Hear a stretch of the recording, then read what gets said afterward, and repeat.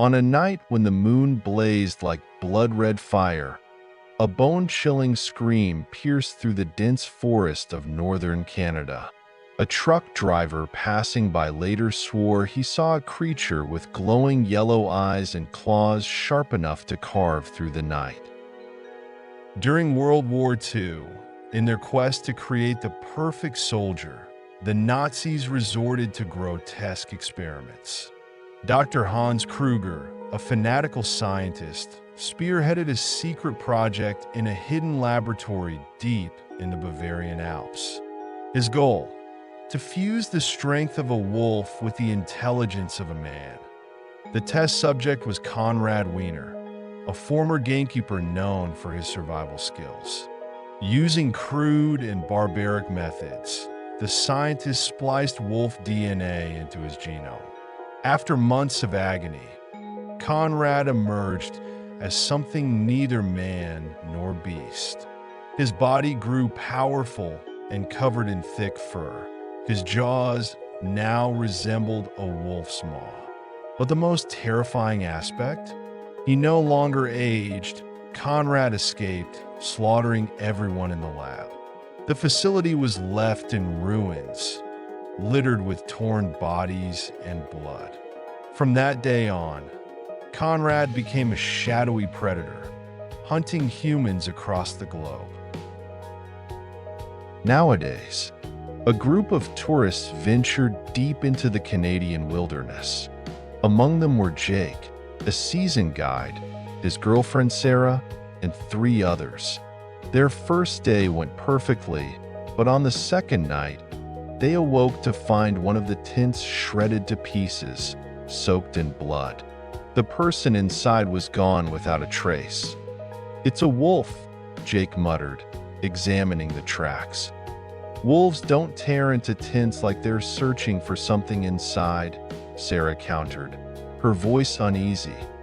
The group decided to cut the trip short and head back to the nearest town, but nightfall caught them on the trail. Jake insisted on building a fire. "Light and flames will keep any animal away," he said, hiding his fear.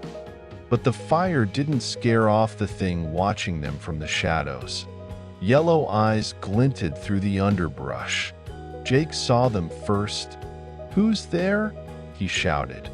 Raising his rifle, a guttural growl rumbled from the darkness. Moments later, the creature burst into the firelight, a werewolf, towering over 7 feet tall, with claws sharp enough to shred a tree trunk. The werewolf attacked with inhuman speed. The first tourist barely had time to scream before being ripped apart. The others ran, but the forest turned into a maze of death. Sarah and Jake stuck together, the sound of snapping branches and heavy breaths chasing them through the trees. "That's not a wolf," Sarah screamed, her voice trembling. "I know." Jake clutched his rifle, though he knew it was useless. They stumbled upon an old ranger's cabin and bolted inside. Jake barricaded the door, avoiding Sarah's terrified gaze. "We're not getting out of this," she whispered. "We have to try," Jake said, aiming his gun at the door. The werewolf hit the cabin with the force of a battering ram, splintering the door with ease. Jake fired, but the bullet only enraged the beast. Sarah screamed, but her voice was drowned out by the sound of snapping wood and the guttural roar of the monster. By morning, the forest was silent. The tourists were never found. All that remained were bloody claw marks on the cabin walls and tattered remains of their gear. Konrad continued his journey, leaving a trail of terror across the world. He was an immortal predator, his yellow eyes seeing only prey. Wherever people felt safe, he appeared, bringing death and fear.